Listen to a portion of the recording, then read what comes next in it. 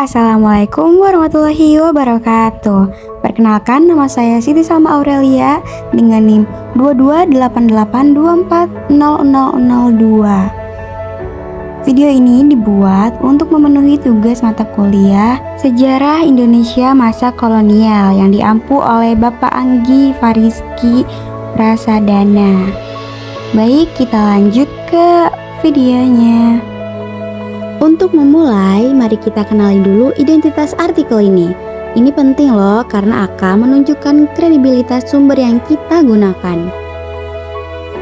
Dan judul dari buku ini itu berjudul The Bugis Makassar Diasporas. Judul ini langsung menunjukkan fokusnya loh teman-teman, migrasi atau perantauan orang Bugis dan Makassar. Nah, buku ini ditulis oleh sejarawan terkemuka yaitu Leonard Y. Andaya. Nama beliau sudah tidak asing lagi ya di kalangan akademisi sejarah Asia Tenggara yang membuat karya ini memiliki bobot akademis yang kuat. Jurnal dan tahun terbitnya pun dipublikasikan di Journal of the Malaysian Branch of the Royal Asiatic Society for 68 nomor 1 pada tahun 1995. Jurnal ini merupakan salah satu jurnal prestisius yang berfokus pada studi sejarah dan budaya di kawasan Melayu. Latar belakang dari isi buku ini, mengapa sih diaspora ini terjadi? Nah, semua ini bermula dari Perang Makassar yang pecah antara tahun 1666 hingga 1669. Perang ini adalah konflik besar antara aliansi VOC dan Arung Palaka dari Bone yaitu Bugis melawan Kesultanan Gowa dari Makassar. Setelah kekalahan Gowa dan ditandatanganinya perjanjian Bongaya, ribuan orang Bugis dan Makassar melarikan diri untuk menghindari kekuasaan VOC yang semakin dominan. Lanjut ke tujuan penelitian dari penulisan ini itu sangat sederhana ya, namun mendalam.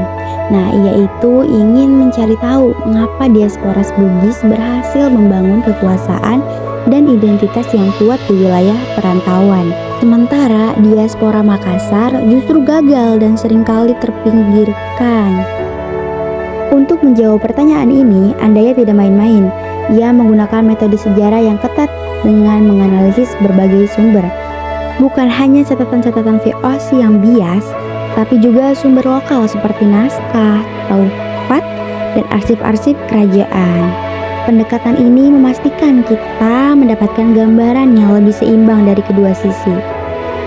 Dan hasilnya sungguh menarik. Andaya menemukan bahwa perbedaan nasib ini bukan karena kekuatan atau kelemahan mereka sebagai pejuang, melainkan karena strategi dan sikap kepemimpinan mereka. Makassar gagal karena pemimpinnya yang berasal dari keluarga kerajaan menolak untuk tunduk pada otoritas lokal di Tanah Baru. Mereka bersikeras menuntut pengakuan setara dengan apa yang membuat mereka dipandang sebagai ancaman terus-menerus oleh VOC dan penguasa lokal. Dan Bugis berhasil karena para pemimpinnya yang berasal dari bangsawan yang lebih rendah memiliki sikap yang lebih akomodatif. Mereka bersedia berintegrasi, membangun aliansi strategis dengan penguasa lokal, dan bahkan menjalin hubungan baik dengan kekuatan Eropa, seperti Inggris yang notabene merupakan pesaing VOC. Nah, sekarang mari kita lihat kekuatan dan kelemahan dari karya ini. Kekuatan pertama adalah metodologinya yang komprehensif. Andaya tidak hanya mengandalkan sumber kolonial, tetapi juga menggunakan sumber lokal, memberikan perspektif yang lebih kaya dan seimbang. Kekuatan kedua adalah kontribusinya yang signifikan. Sebelum artikel ini, banyak studi cenderung menyamaratakan semua kelompok migran. Andaya menunjukkan bahwa dinamika internal seperti struktur sosial, strategi adaptasi, memainkan peran krusial dalam keberhasilan diaspora. Tentu tidak ada penelitian yang sempurna. Nah, pasti ada kelemahannya. Nah, di sini adalah kelemahan utama terletak pada keterbatasan sumber. Penelitian ini sangat bergantung sekali pada sumber-sumber tertulis yang mungkin tidak mencakup pengalaman dari rakyat biasa atau narasi lisan. Ini bisa menyebabkan bias yang tidak disengaja. Kelemahan kedua adalah potensi bias penulis. Meskipun Anda sudah sangat berhati-hati, sebagian besar sumber primer berasal dari arsip kolonial yang bisa saja mempengaruhi cara narasi sejarah dibangun. Lanjut ke hubungan dengan teorinya. Artikel ini sangat relevan dengan teori-teori modern tentang diaspora dan migrasi. Ini membuktikan bahwa keberhasilan atau kegagalan sebuah komunitas perantauan tidak hanya ditentukan oleh faktor eksternal seperti tekanan politik atau ekonomi, tetapi juga oleh faktor internal seperti kepemimpinan, fleksibilitas, dan kemampuan untuk beradaptasi dengan lingkungan baru.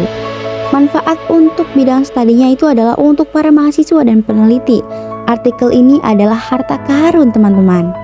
Nah, sejarah memberikan pemahaman mendalam tentang sejarah pergerakan manusia di Asia Tenggara, antropologi dan sosialnya, yang menjadikan studi kasus yang sempurna tentang bagaimana identitas etnis berinteraksi dengan struktur kekuasaan di luar tanah air.